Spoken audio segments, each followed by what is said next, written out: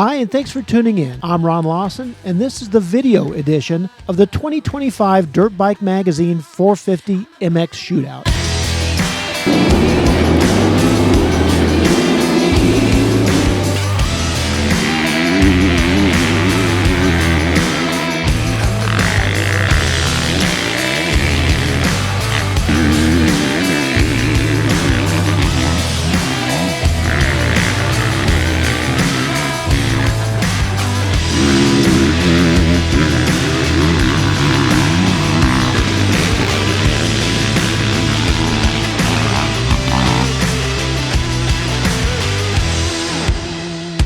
We've done more of these than anyone else, but the world has changed dramatically over all those years. Back in the old days, a motocross shootout was straightforward. You rode maybe 4 bikes on a few different tracks, voted, and went home with a decisive winner. Those days are gone. Today's 450 motocross bikes have evolved to the point they are closer and more competitive than ever. This year we have the GASGAS MC450F, the Honda CRF450R, the Husky FC450, the Kawasaki KX450, the KTM 450 SXF, and the Yamaha YZ450F. There isn't a bad bike among them, but that doesn't mean they're all the same. Before ranking them, we had to settle on methodology and priorities. We left the bike stocked from tires to mapping. This is already a group so large it's on the brink of being impossible to rank accurately, and it's only going to get bigger. This year we couldn't include the Suzuki RMZ 450 and Beta 450 RX because of availability issues. Next year those bikes will be probably joined by a Triumph TF 450X and a Ducati Desmo 450. For these 6 bikes though, we provided ratings in 9 key areas: peak power, power delivery, electronic options, which means mapping, traction control, and adjustability, front suspension, rear suspension, stability, cornering, comfort, which means vibration, ergonomics, and seat height, components and details, which is a catch-all bin to deal with brakes, clutch, handlebar, tires, and various parts. In the end, we will rank how we feel about the top 3 and leave it to you to pick and choose the best of the rest.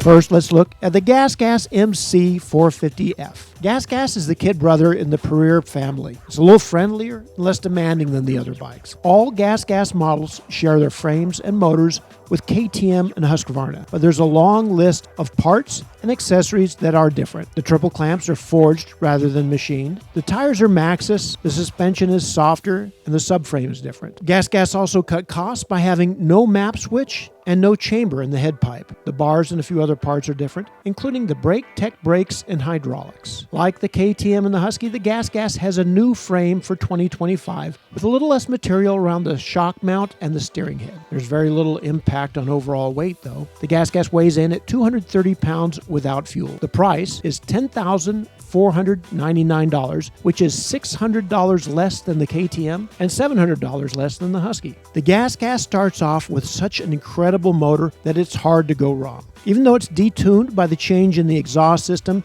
and it's locked in the mild map, it still has incredible low-end power and a smooth overall delivery. Overall handling is very similar to the KTM's, which means it's outstanding. It turns well, it's stable, and it's easy to ride. Most of the GASGAS MC450F's weaknesses are self-imposed. The lack of a map switch means you lose access to the more aggressive map, quick shift, traction control, and launch assist. The Maxxis tires aren't bad, but they aren't as versatile as the Dunlops that come on everything else. Same goes for the brake tech brakes. The handlebar is solid mounted. And as far as suspension goes, the GASGAS has the exact same valving as the Euro model KTM's. It's not bad for choppy tracks. Overall, the harsh ride of the air fork is still a lightning rod for criticism from some people. Here's how our riders rated the GASGAS across the board.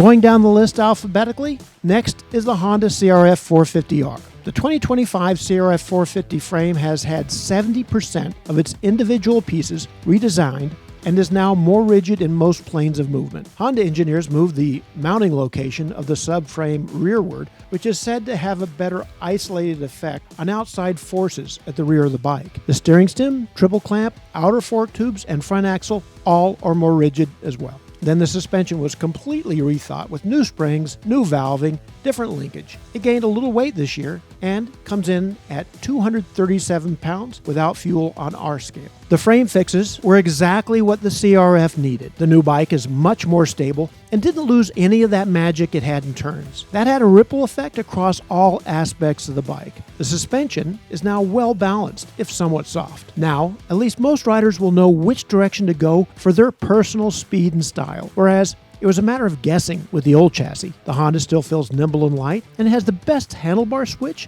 with 3 maps available as well as several options for traction control and launch assist. Ergonomics and controls are excellent too. In the motor department, Honda might have made this generation of the CRF a little too tame. It's all low-end power with very little over-rev. Likewise, the suspension is aimed more at novices. Even though we like that handlebar switch, the Honda is the only bike that doesn't offer some kind of engine tuning through a smartphone app. Here are the Honda's ratings.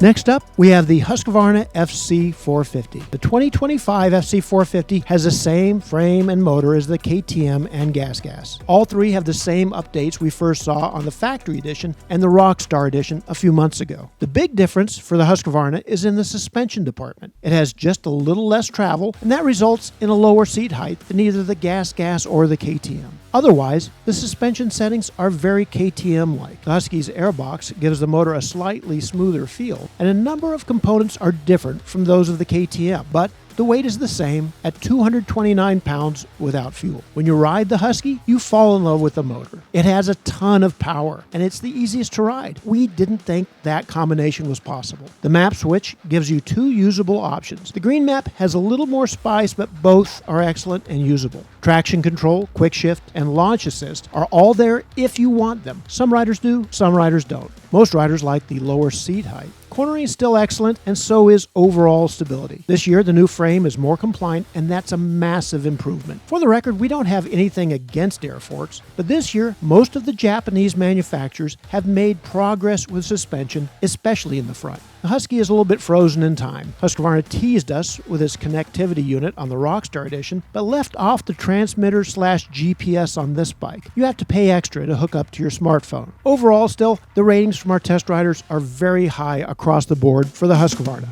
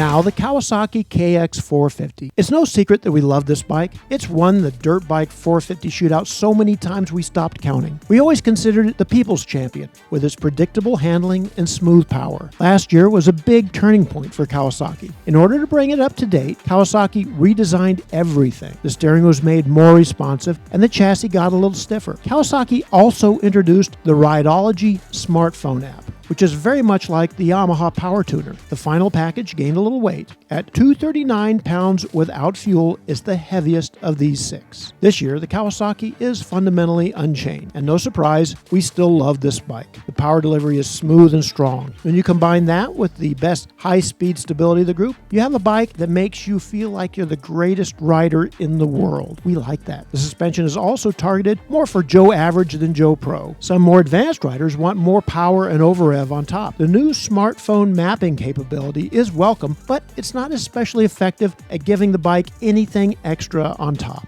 We also feel that the shift towards supercross mannerisms last year gave the Kawasaki a little bit of a disadvantage compared to its older self in the stability department. Still very good, although the motor vibrates excessively and that affects overall comfort. Here's how it stacks up in each category.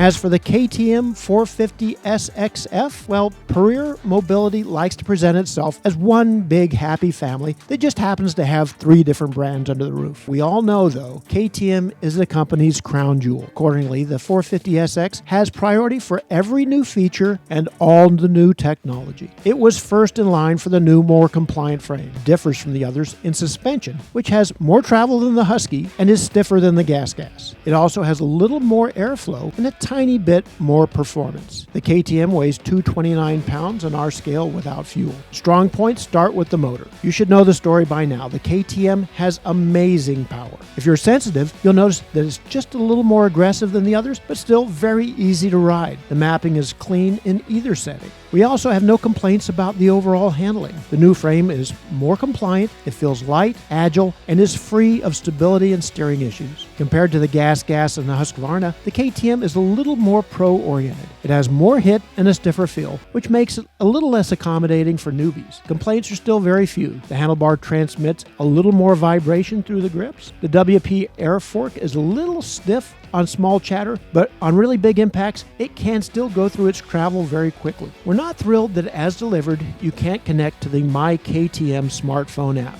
The connectivity unit costs more. Here are the KTM's ratings.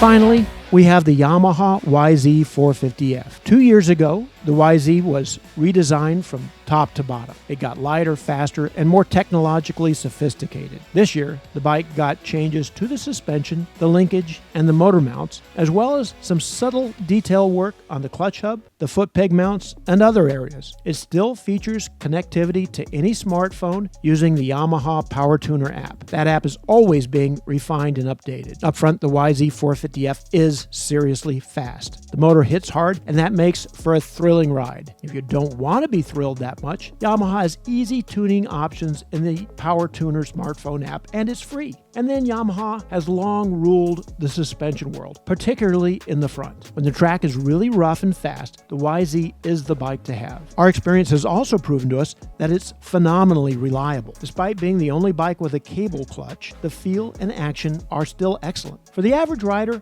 the stock power delivery can, however, be a little hard to handle. The Power Tuner can address that by taking power away, but we've never found the magic map that gives you the best of both worlds. And as good as the suspension is on rough tracks, it's a little stiff for everything else. Also, the steering geometry that came in 2023 can be a little nervous at times. Yamaha has the tallest seat height and produces the most noise, both intake and exhaust. Here's how the ratings look.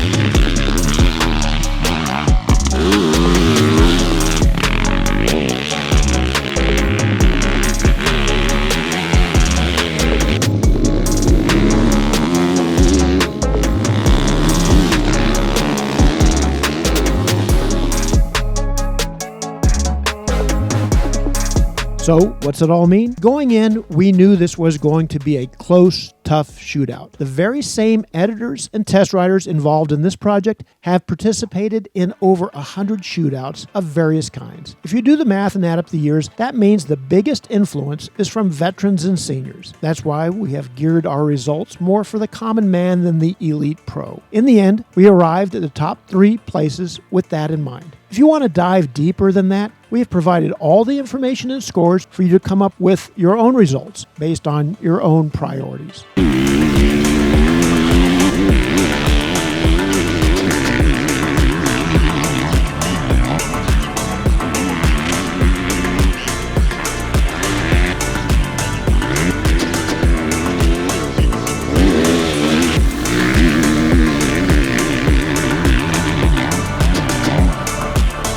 First place this year is the HUSQVARNA FC450. Last year, the only thing that held the Husky back was a stiff, harsh ride. The problem has been addressed, and the Husky rider can now take advantage of that amazing motor and nearly flawless handling. The FC450 gets the overall win narrowly over the KTM because it offers just a little more comfort. The lower seat height is a gift for those vets and seniors. Pros generally modify the suspension anyway, and it's easy to increase the travel to the KTM spec if that's what you need.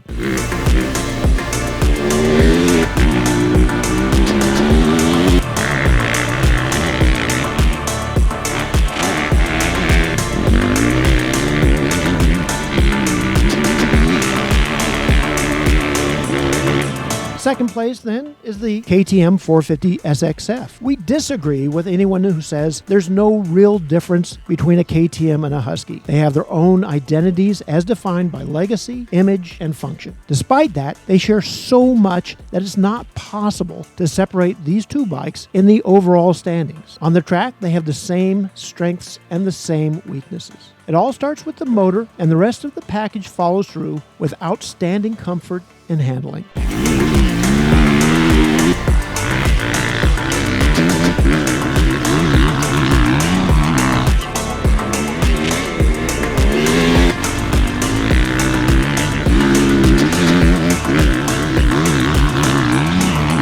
This year, third place goes to the Kawasaki KX450. Our love affair with the Kawasaki is the stuff of legend, and it hasn't ended. This year, it finishes on the podium in an incredibly close contest. To be clear, we think the 2025 KX450 is the best KX450 yet for the common man. It's just that the rest of the field is finally caught up.